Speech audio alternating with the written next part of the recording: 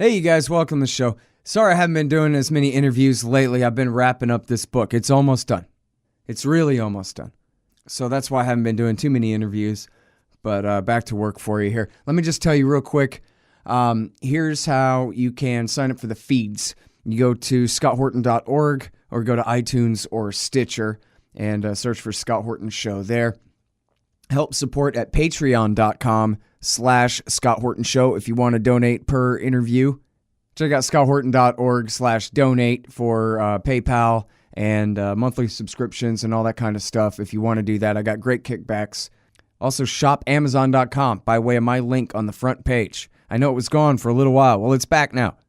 So do all your Amazon shopping by way of scotthorton.org to help support. And give me a good review on iTunes, Stitcher. Help share the show on Facebook and Twitter, would you? All right, thanks. All right, you guys, introducing Nasser Arrabyee. He runs the news organization Yemen Now. That's Yemen Alan on the internet. Welcome back to the show. How are you doing, Nasser? Thank you very much, Scott. I'm happy. Good deal. Very happy to have you on here. And I guess I meant to say, reporting here for us from Sana'a, Yemen. You can find Nasser's articles in the New York Times and other places going back quite a few years, covering the various conflicts in Yemen. So, Nasser, I guess, first of all, can we just talk about the state of the war? I guess, as most people know, they should know, in March of 2015, Saudi Arabia, the United Arab Emirates, and the United States, and others, I guess, too, in their coalition, launched this war against, the country of Yemen in an attempt to reinstall the government of Mansur Hadi, who had been put in power by Hillary Clinton in 2012, but who had been run out of power by the former president, Saleh, and his new alliance with the Houthi movement, the Shia out of the north. And so the war has been going on for about 2.25 years now. And I guess, as we all know, there are lots of casualties. But I wonder if anything is really changing on the ground in terms of who controls what territory, and is any side making any progress toward achieving their goals?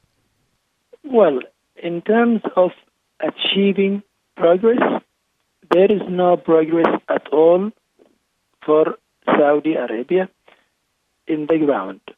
But in terms of their justification, it is now clear. Saudi Arabia at the beginning said that they wanted to restore the legitimacy of Hadi, the Saudi puppet. For this justification now, it is not valid anymore. It is clear to the world now that they are killing and destroying Yemen, not for this alleged legitimacy of Hadi. And the evidence for this is what is happening now in the south. Emirate is one of the main allies of Saudi Arabia that is fighting in the south, now is refusing. Emirate, United Arab Emirates, is refusing this legitimacy. And not only this, they installed their own president for the south, which means that they were killing and destroying Yemen for about 28 months now because of what they want, because of their agenda, not because of what they say about this legitimacy. So the progress that Saudi Arabia has made so far is the division of Yemen and the destruction of Yemen and killing thousands and thousands of civilians by starvation and by cluster bombs and by diseases. Now we have cholera all over the country because of this blockade and because of Saudi crazy steps, because they want to end this war by any way, so they use the weapon of disease and the weapon of starvation to end this war And despite of this, it is even getting worse and worse for them. It is getting wider, and it is getting hard and hard.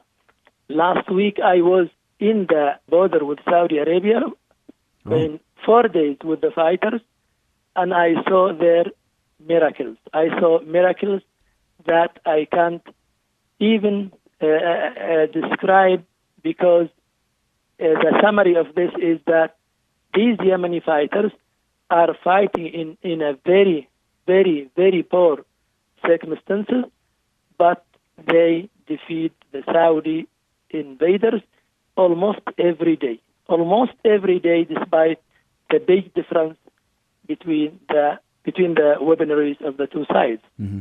So Saudi Arabia has been only lying and lying and lying about Yemen, and it has achieved nothing except, of course, the destruction and the killings of the country only, not more. All right, Nasser, so quite a few things to cover there. First of all, what's the name of the UAE's new sock puppet president that they're putting forward now to replace Hadi? Yes, I'll give you the name. The name is Abdrabbuh al-Zubaydi. This is the name. And if you want me to tell you why this happened, mm-hmm. It happens because Hadi tried to fight, actually. Hadi fired Zabidi from being a governor for Aden. And after he was fired, United Arab Emirates imposed him by force, not only as governor of Aden, but as president of the South. And of course, the South, it is not all the South is under their control, because many parts of the South are still under the control of Houthi Saleh authorities, because they are sticking to the unity.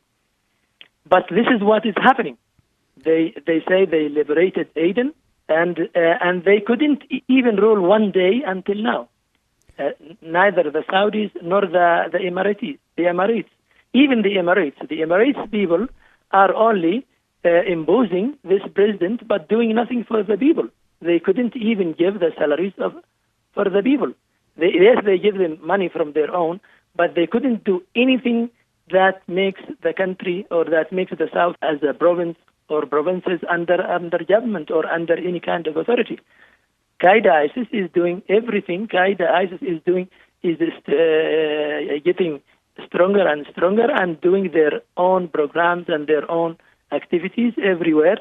And United States is using the drones in the South for nothing, unfortunately, because there is no state there at all. Mm-hmm. So it's just a chaos, a lawlessness, and uncertainty there in the South. Well, and we know from Iona Craig's great reporting, too, that every time that they do, I don't know every single time, but it seems pretty often whenever they do a drone strike or a special operations forces raid there in Yemen, they end up just killing a bunch of innocent people when they're attempting to attack al-Qaeda. But so let me ask you this.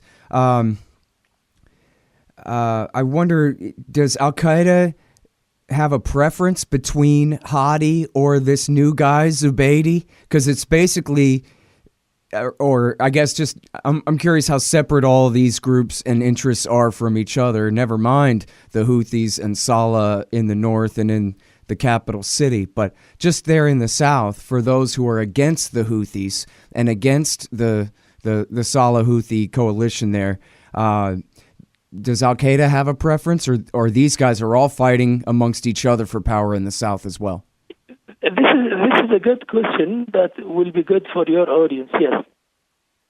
The preference of Qaeda is to have the parties, the Saudis and Emirates, conflict.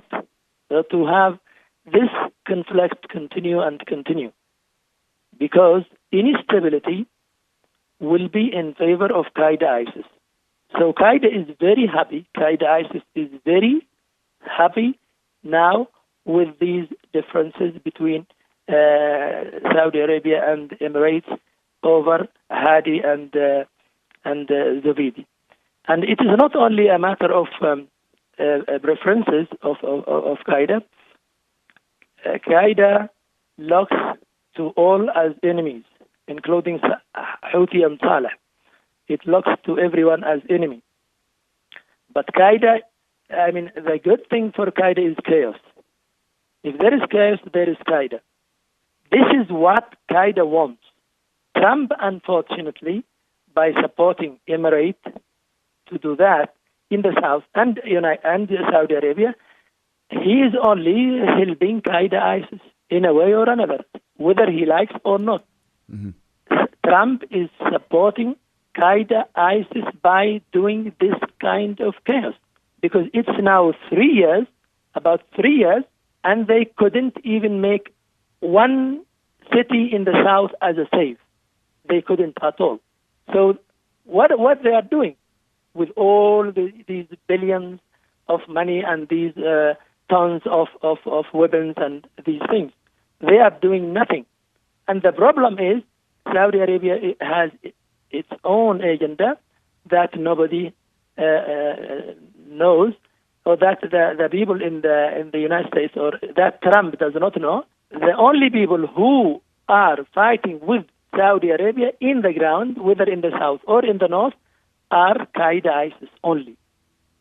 This is the absolute fact that the people in the United States and everywhere should understand, or should at least make sure, should at least check about whether it is right or not. It is right, and if they want, they can check and they can understand, or they can check their own way, because no fighters with Saudi Arabia in the ground except Qaeda ISIS or mercenaries from Sudan. I saw this with my eyes when I went to the south of Saudi Arabia last week. Mm. Sudanese mercenaries you saw with your own eyes, you're saying? Sorry? You're saying you saw the Sudanese mercenaries with your own eyes? Yes, I saw the dead bodies of them. I saw the dead bodies, and I saw them with my eyes, and I said dead bodies in the south of Saudi Arabia, in Jizan. Mm-hmm. All right, now I just want to make sure and mention here that we already know from the Wall Street Journal and the LA Times and the New York Times and the Washington Post and whatever official confirmation you could need that the United States has been supplying not just weapons to Saudi Arabia and continuing to resupply them with weapons throughout this time, but that American intelligence and logistics people have been helping pick the targets and all of this kind of thing. Of course, it's American contractors who do all the care and feeding of the Saudis' military equipment. All their jet fighters and everything are all maintained by American contractors. And, of course, our jets do the mid-air refueling of the Saudi jets as they, go to their targets to kill civilians and come back again. And so this is, it's every bit as much an American war as it is a Saudi war. The Barack Obama or Donald Trump could turn it off with the flick of a switch. They wouldn't even have to pick up a pen and write it on a piece of paper. They could just say the war against Yemen is over now, and it would be over at their whim, at their word. And there's no denying that, even though that doesn't get much coverage here in America in terms of the narrative that this is America's war. They just call it Saudi's war. This is absolutely America's war. And, of course, our ships are off the coast helping enforce the blockade and all of the rest of this. So as you guys hear Nasser telling the story of what's happening to his country here, don't let the plausible deniability of the word Saudi fool you. This is an American policy from beginning to end here for years now. And as he's explaining, it's going nowhere. People are dying, but the battle lines aren't changing. The stated goals are not being achieved, nor can they be achieved. And in fact, so talk more about the actual strength of the Houthis and the Saleh government. These groups used to fight the Saleh government and the Houthis. It seemed like every time Saleh attacked the Houthis, they got stronger and stronger and stronger every time they beat him. But then when he got ran out of power, he took, I don't know what percent of the army with him and went and made an alliance with these guys. So It doesn't sound like there's any power in Yemen or on the Arabian Peninsula that can change that. Well, let me first emphasize on what you said. The war in Yemen is not Saudi, it is American war. This is the fact that I have been talking about since the very beginning, and many observers like me. And you said this now in your introduction. It is American war because it's easy for Trump now to say, stop this war should be over, and it would be over in minutes. But unfortunately, because Trump has many other things or many other benefits from this war, he thinks that the money may be okay, or the weapons, or Iran, or something like this. But he forgets that he is supporting his enemy. Trump is supporting the enemy of Yemen and the enemy of Americans and the enemy of the humanity. He is supporting, by this war, he is supporting Qaeda ISIS. He is helping Qaeda ISIS by this war. This is what the American audience should understand and be careful about, because what is happening now in reality is in favor of Qaeda ISIS.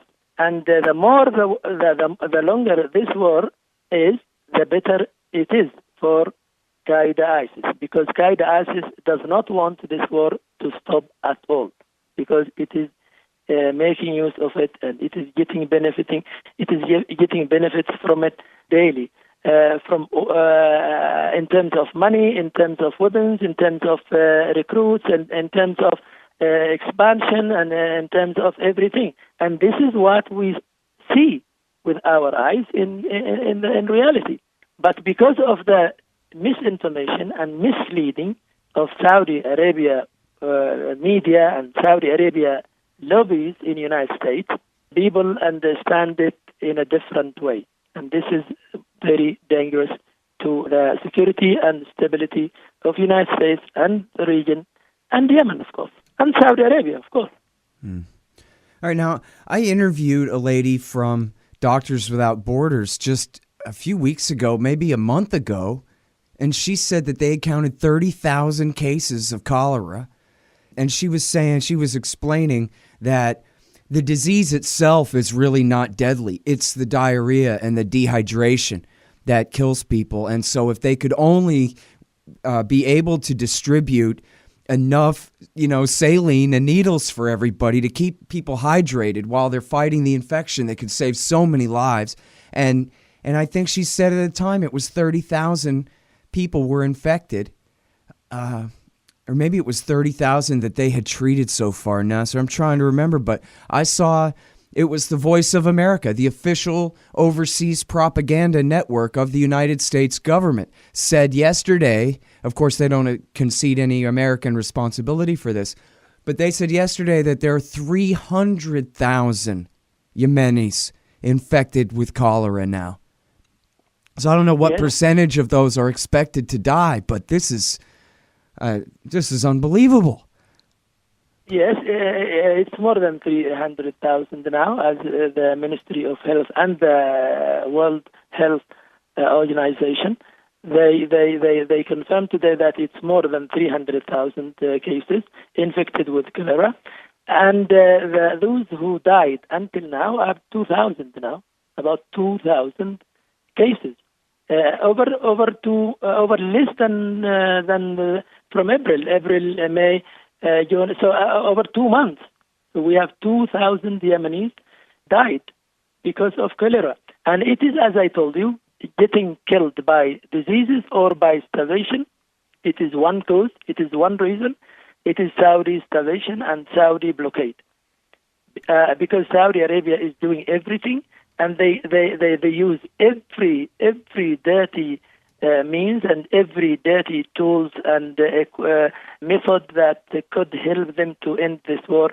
But unfortunately, they did not achieve anything, and they would not achieve because they know that the people, the world knows that Saudi Arabia always wants the impossible to be possible, like what they want from Qatar now. So they they demand impossible things from Qatar, and they demand from Yemen impossible things from Yemen to end this war. So this war would not end at all if United States keeps silent and saying nothing to Saudi Arabia, because this war is unjust and unfair from the very beginning, and has no justifications at all, except that Saudi Arabia wants only to bully or to frighten Iran by killing Yemen. This is something that is not just, not fair, to let Saudi Arabia killing and destroying Yemen to bully or to frighten Iran. Or this is something not logic and not acceptable. And Saudi Arabia should stop these things, because it's very dangerous to everyone.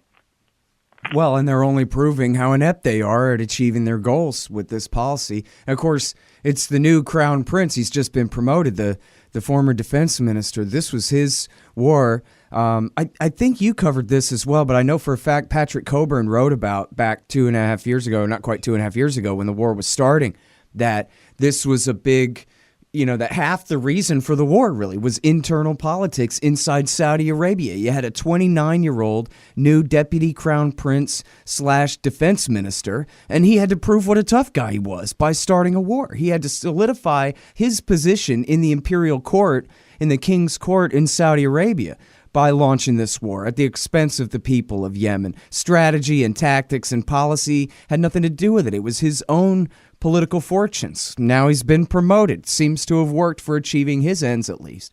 And this is the guy who is, the Israeli-American plan is for him to be the new king. But now, okay, so let's talk more about the humanitarian crisis here. You mentioned about the people starving. The port of Hodeidah is still open at this point. Is that correct? I've been to Hodeidah last week, and I saw the port, and we went from Hodeidah to Harab and Midi, the south of Saudi Arabia, Jizan, south of Saudi Arabia. So, but it is still working, and it is not stopped, yes, but it is very, very, very poorly working. I mean, most of the trains are destroyed. So you can't use, it's only for if there is a humanitarian ship or something like this, or commercial after being checked by Saudis and all these things. It's under blockade, not open in the meaning of open, like the airport of Sana'a, for example. There are UN planes that come sometimes twice per week, but it is closed. Right. All real trade is shut down, you're saying. Only relief missions from the likes of the Red Cross or something like that are getting through. Exactly, yes. Yes, it's the relief organizations only, yes. And for Hodeidah, it's also some commercial ships, not only relief. There are some commercial ships also. All right, hang on just 1 second. I got to take this break. Hey, guys, check out The War State by Mike Swanson. It's a great history of the early days of the Cold War.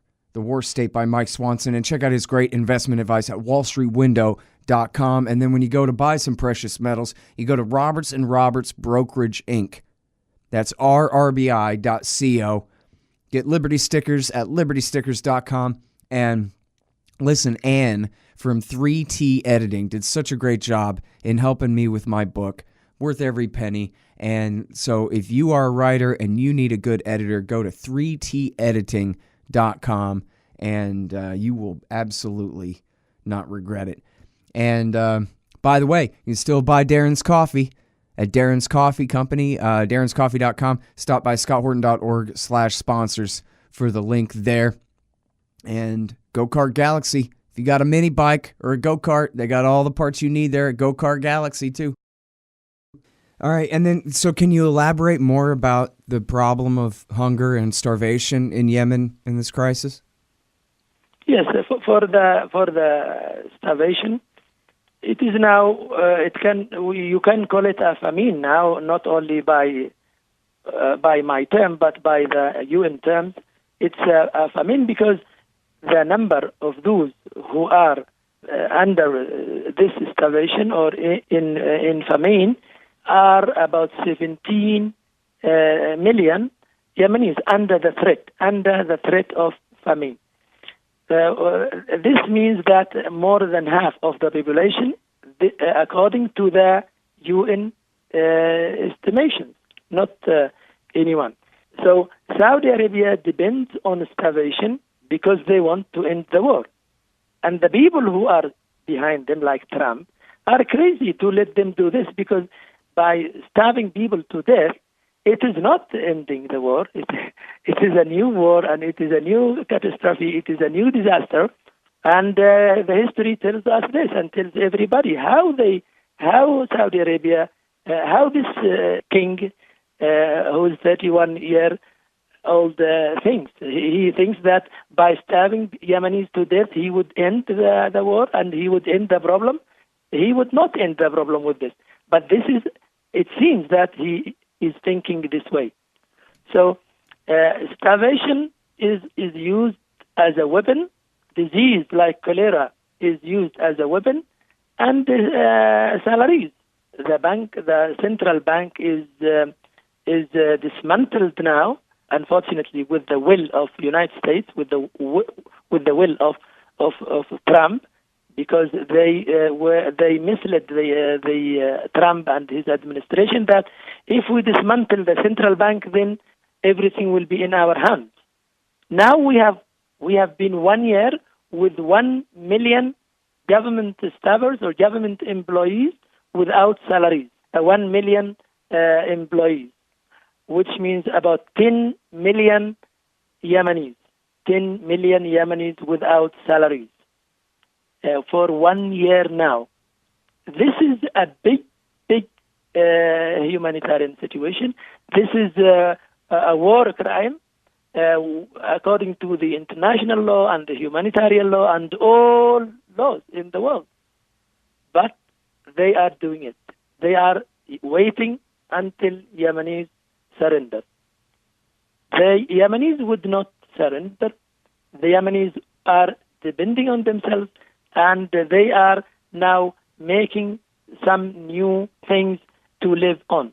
They are managing themselves. There are many people who are dying because of these things, whether malnutrition or hunger or whatever. But we saw the people in the battlefields fighting, and with everything okay, and they don't ask for much. They just ask for food and drink, and they fight to defend themselves and defend their country with all faith and with all will. All right, now, so it's clear that this isn't going to work. I mean, as you say, they're not surrendering. They have, I guess, at least the fighters have enough food to keep going indefinitely here. It's been more than 2 years. And, you know, I guess the Trump administration is still new, so maybe that's, you know, kind of a reset on the war if they think they have a new and better strategy for actually succeeding or something like that. But I wonder, you know, America aside, in the region, is there any indication that maybe the message is getting through to the Saudis and the UAE here? I mean, I guess the UAE threw in the towel on Hadi, and they've got a new guy to try to rule the South. So that's some kind of change. But is there any kind of indication that people are sick of the fighting and that they're ready to sit down and have some kind of negotiation here? Or there is an indication, but it is difficult. The indication is that Saudis and Emirates are convinced that Hadi is the problem. They want to get rid of him. They want to get rid of him, but it is not easy for Saudis to get rid of him now, because Hadi is everything behind this war for Saudis. Hadi is everything, or then Saudis would be blamed for everything in the eyes of the international community. So they know that Hadi is the problem. Hadi is nothing. Hadi has no popularity in the south and no popularity in the north, and he's only hurting them and not helping them. But it is not easy to have the alternative. Of course, it is not easy for them to get rid of him, and it is not easy to have the alternative. It is not easy at all, because those who are fighting in the ground in the south and in some parts of the south are different from those who are with the Saudis in the ground or in Riyadh. And the Qatari crisis also shows this more and more. Now, Qatar was a part of this coalition, Saudi coalition in Yemen, but now Qatar is accused of being terrorist or funding terrorism. So those who are fighting with Hadi from Qaeda and ISIS, they are saying that Emirate is occupying South Yemen and some parts of the north of Yemen. This is what they say in their media, officials and activists, and they say that United Arab Emirates now is occupying South Yemen and some parts of the north of Yemen. This is what they say. So they start to say what we have been saying from the very beginning, that Yemen is under occupation, not anything else. But they are still, and there are still attempts from some parties in the south and in the north to help those who want to reach a compromise. But unfortunately, talking about negotiations and solutions is very, very, very low, because the UN envoy is unfortunately is not wanted here in the north of Yemen, because he's seen as very biased, and he's seen as just an employee with Saudi Arabia, and he couldn't say, he didn't say even one time to Saudi Arabia, you are doing this, or you should not do that, or please help us not to do that, or this. No, he is just blaming Houthis and Saleh for everything, and saying nothing about the war crimes of Saudi Arabia that are being committed almost every day in markets, hospitals, schools, and weddings, and funerals, and everywhere. All right, y'all, that is Nasser Arrabyee. He runs Yemen Alan. That's yemen-now.com, reporting from Sana'a, Yemen. Thank you very much again for your time, Nasser. You're most welcome. Thank you very much.